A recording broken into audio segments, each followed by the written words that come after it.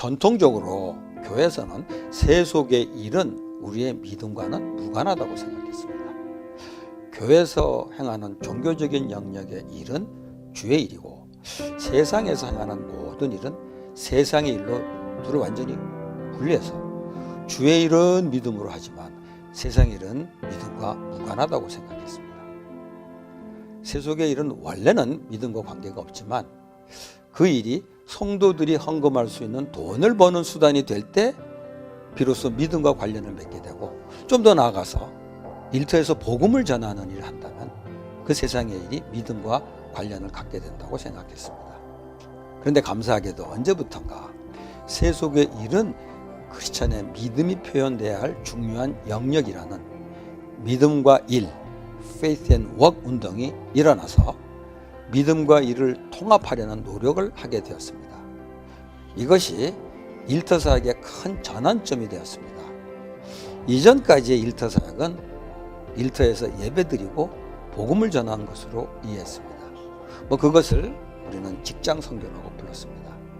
물론 그 두 가지가 다 중요하지만 하나님 보시기에 더 근본적인 것은 크리스찬들이 세상 속에서 하는 일을 믿음으로 행하는 것입니다. 이 땅에 하나님 나라가 임하기 위해서는 그런 변화가 필요한 것입니다. 비슷한 현상이 돈 문제에도 일어났습니다. 세상의 일과 돈은 아주 밀접하게 연결되어 있기 때문에 일을 믿음과 무관하게 생각하는 사람은 그 일을 해서 버는 돈 역시 믿음과 무관하다고 생각했습니다. 세상의 일이 거룩하지 않다고 생각하는 사람이 그 일을 통해서 버는 돈이 거룩하지 않다고 생각하는 것은 너무 당연한 일입니다. 돈 자체가 거룩한 것이 아니기 때문에 믿음과는 아무런 관련성이 없었습니다. 그러니까 돈을 어떻게 벌거나 어떻게 쓰는 것은 믿음과 크게 관련이 없다고 생각했습니다.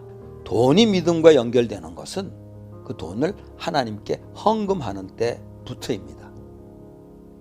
교회에서 믿음과 관련해서 돈 이야기를 하는 것은 주로 헌금을 강조할 때 나오는 것입니다. 그러니까 돈에 대해서 어떤 자세를 가졌든지 간에 헌금을 많이 하면 그는 믿음이 좋은 사람으로 인정받을 수 있었습니다. 언젠가 검사 생활을 오래 한 분으로부터 희한한 얘기를 들었습니다. 공금을 횡령한 사건을 수사하다가 그 사람이 횡령한 돈의 일부를 교회 11조로 드린 것을 알게 되었다고 합니다. 그 얘기를 들으면 횡령하는 사람과 11조를 내는 사람은 완전히 다른 사람이었던 셈입니다. 우리가 잘 아는 소설 지킬 박사와 하이드 씨를 생각나게 하는 얘기입니다. 그가 공금을 횡령할 때는 그 마음에 믿음이 있을 자리가 없었습니다. 그러니까 믿음의 사람으로서는 절대 할 수 없는 일을 한 거죠. 해서는 안 될 일을 한 겁니다. 그런데 그가 그 돈에 11조를 했을 때 아마도 그 교회에서 그분을 대단한 신앙인으로 인정했을 겁니다. 엄청난 액수의 헌금이었기 때문입니다. 한 사람이 횡령을 하고 11조를 했다는 것은 그의 믿음이 11조 드릴 때는 작동하지만 횡령할 때는 작동하지 않았다는 것을 보여줍니다. 물론 이것은 좀 극단적인 사례이긴 하지만은 한국 교회에서는 돈과 믿음의 관계는 헌금으로만 보기 때문에 일어나는 것이 아닌가 생각합니다. 그런데 사실 우리의 믿음은 돈을 어떻게 이해하느냐에 드러나야 합니다. 크리스천의 믿음은 돈을 대할 때 세상 사람과는 좀 구별된 자세로 대해야 됩니다. 적어도 세상과는 좀 다른 가치관을 가지고 볼 수 있어야 합니다. 그리고 돈을 어떻게 버느냐, 돈을 어떻게 쓰느냐는 것을 통해서 그 사람의 믿음이 나타나야 한다는 겁니다. 어찌 보면 돈이 중요한 세상에서는 이 돈을 어떻게 벌고 어떻게 쓰는가를 통해서 믿음이 제일 잘 드러난다고 생각합니다. 우리가 헌금을 하는 것도 물론 중요한 믿음의 표현입니다. 그러나 헌금을 하는 믿음보다 오히려 돈을 벌고 쓰는 데 드러나는 믿음이 더 중요합니다. 왜냐하면 헌금하는 믿음은 교회 내에서는 그 가치를 인정하지만 세상 사람들은 헌금하는 믿음을 그다지 대단하게 생각지 않습니다. 누군가 엄청난 액수의 헌금을 한다면 교회 내에서는 그 일이 감동도 주고 도전이 되겠지만 세상 사람들의 입장에서는 자기 종교를 위한 헌금이기 때문에 뭐 그들이 감동을 받을 것도 충격을 받을 것도 없습니다. 오히려 사람에 따라서는 좀 이상하게 생각할 수도 있을 것입니다. 그러나 크리스찬이 돈을 대하는 자세가 세속 사회 사람들과 구별이 되고 돈을 버는데 세상에 보통 사람들과 비교해 볼 때 훨씬 정직하고 깨끗하게 벌고 또 돈을 사용하는데도 가치관을 가지고 사용을 한다면 그것은 세상 사람들에게 도전이 되고 감동도 줄 수 있을 것입니다. 세상 사람들에게는 이것들을 보고 그리스도인들의 믿음을 평가하게 될 것입니다.